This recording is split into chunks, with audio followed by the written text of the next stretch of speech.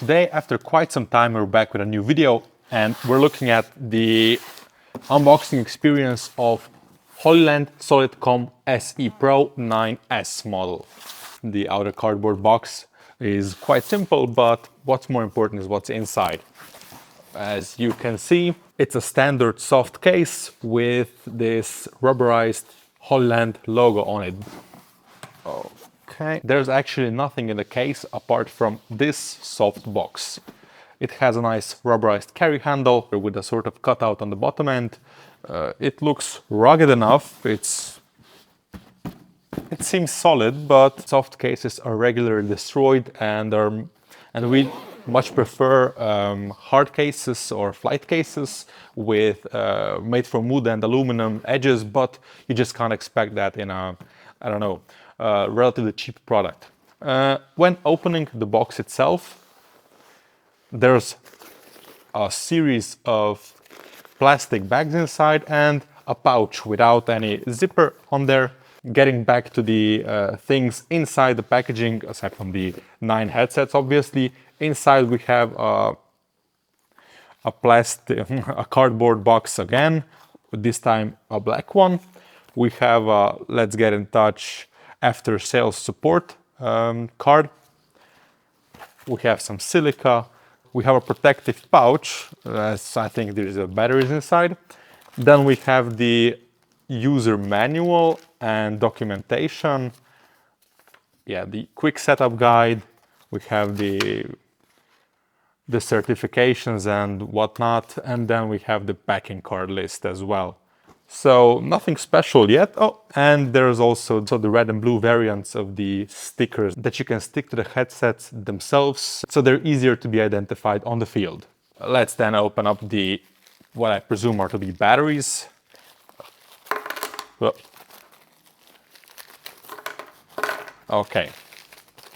Here I think we're gonna find 9 batteries, 6, 8, 10. Why 10? There's 9 headsets inside. Okay, 1, 2, 3, 4, 5, 6, 7, 8, 9, 10. 10. The batteries. I see one is without its packaging, but the battery is super small. It is very much similar to, let's say, a GoPro battery in its size. So I don't know how it's possible that the headset has a 8-hour operating battery life. Impossible. But yeah, okay. Here, I presume there's gonna be a charger. Okay. Yep. Charger, and a cable.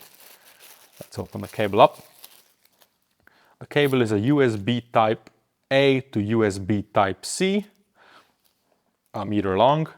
An interesting thing to note here is that the battery charger is rated at only 10 watts, so it's quite a slow charger. Now we actually got the info as to why there were 10 batteries in the pouch, because the charger is only for 8 batteries.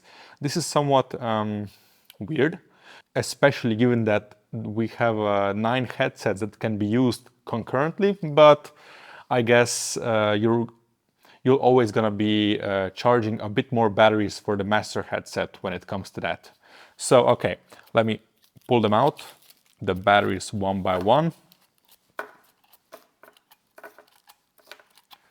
The charger as such, plastic obviously, rubberized plastic, and it has a nice build quality. There's some lights on the front end, which I think are indicators to display the charging status. The fit seemed very snug to me, but this is maybe due to the packaging. Let me just check. Nah, the fit is perfectly fine. You can feel it hop onto the actual metal pins inside. I don't know if the camera can see those pins inside. Yeah, nice. So yeah, it just slots straight in. It has a bit of wobble, but again, this is an entry-level product. Everything I say that is critical has to be taken into consideration when looking at the price as well. It's not a Bolero system. It's not a high-end system. Far from that, actually. Let me first clean up the table a bit, and then let's get on to the headset themselves. should now be done. This is, I don't know why Chinese manufacturers still like to use so much plastic. Here in the EU, let's say you pay extra for plastic. Not in China, as it seems. Okay, so we're back with a bit tidier desk. And let's get on to the main attraction here, the 9 headsets. I hope there's none of them. So let's see. First, second, third, fourth, fifth, sixth, seventh, eighth. Oh, and there's a little divider here. I don't know if the camera can see that, the divider. To divide, probably this is the master headset. So it's always very apparent which one is necessary to use and which ones are just optional depending on the specifications or the requirements on the field. The bag itself seems good enough, should protect against accidental scratches or similar, but yeah, okay. That's the product inside. So what we have here is the master headset. The microphone boom arm is protected, I guess, by this plastic, so probably more the foam than anything else. But yeah, this is the master headset of the Solidcom SE Pro series. So as you can see, and the most apparent thing to me, and I don't know if I'm very much like the design choice here, is the sort of deep green color, forest green probably, I don't know. Let me know in the comments what color this actually is. Deep green headband, which is made from what I presume to be PU leather, so fake leather. It isn't at all memory foam or anything like that. It just bounces right back into its original shape when being pressed upon. There's some additional padding here on the side. Again, this is not memory foam, not at all. It seems relatively soft, but yeah, should probably perform its job quite fine. But maybe there is some give here. It's a bit slower to bounce back than its headband and side padding. Let's jump into the build quality and ergonomics. It's all very much thin plastic. It doesn't scream quality to me. It doesn't seem like if I were to step on it on a shoot, these bands definitely break. There's no question about that. But on the other hand, they're meant to be worn on your head. They're meant to be put back into this box and not to be thrown around carelessly. It's entry-level high-tech gear, and with that you have some drawbacks, and here the build quality definitely is one of those. The very striking thing, aside from the padding and plush and exposed screws, is the fact that there's a hole here. On this Hollyland Solidcom C1, there's a door here in which you insert the battery, but on the SE Pro, the workflow is a tiny bit different, and I much prefer this workflow, as you just put in the battery and click it. The fit is quite tight, so it takes some force to put it inside. It takes some force to insert the battery, but once it's in, and it locks into place, and then you release it with this unlock button on the lower side of the battery side of the intercom headset. So if I click it, it just releases the latch, and then you can, as said, use quite a lot of force to pull it apart. But it works. I don't know how well this system is going to work long term, but for now it seems really nice. But we still haven't gotten around to the actual microphone arm. The functionality here is literally the same as on the other Solidcom C1 series. So once you rotate it down, it works. Once you lift it up, it stops working. The microphone arm itself is adjustable on the last half of it, which is quite strange, but I think it should work well enough to adjust the position of the microphone capsule to your preferences. What I found quite interesting was the fact that here on the back side, you can literally see the molding is entirely the same as on the C1 series. Here there would be a button to toggle on or off the active noise cancellation or on the microphone capsule itself. Here we don't have an option to turn it off or on, but it should work well enough. Let me just remove the boom so you see how the the capsule itself looks like, the electric part, and then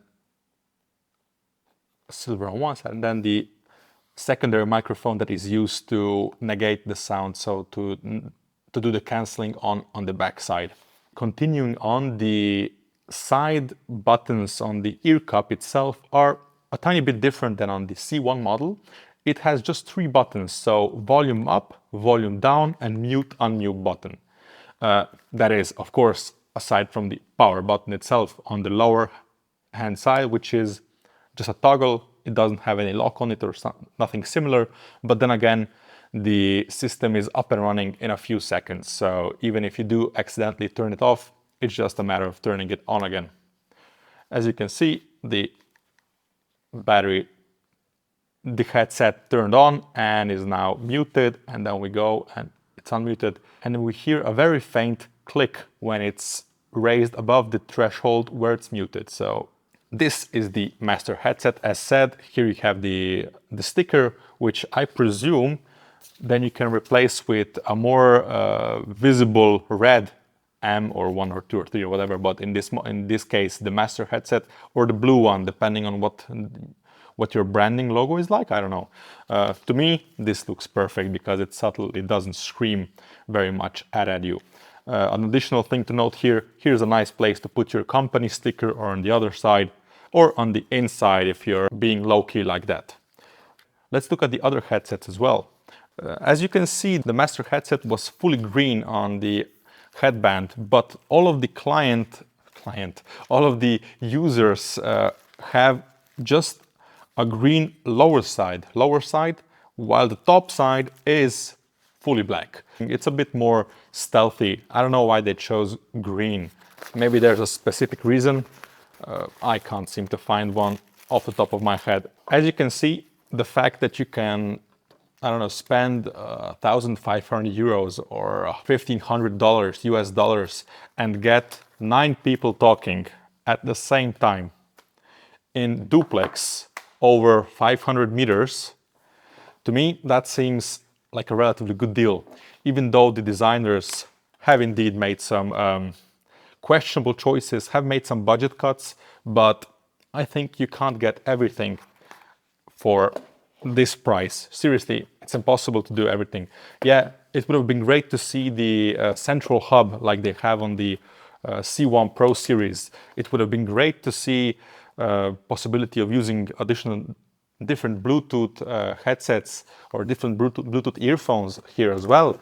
Sure, all of these things are possible, but they all cost more money than what we have here today with us. So when I look at it from that angle, so when I see the price and I see what we get for that, it makes it a compelling buy, that's for definitely sure, for up-and-coming filmmaker crews, for smaller team live productions. It's quite an interesting entry to the market, where previously there was the C1 Pro series, which was, for this exact scope of units, was quite a bit more expensive. And it's interesting to see how much Hollyland has managed to cut costs down without it terribly affecting what the product itself is. And we'll get back to you on what our findings from the field actually are. This is now just me unboxing stuff. So that's all for now. Thank you for watching this unboxing video on Discharge Networks.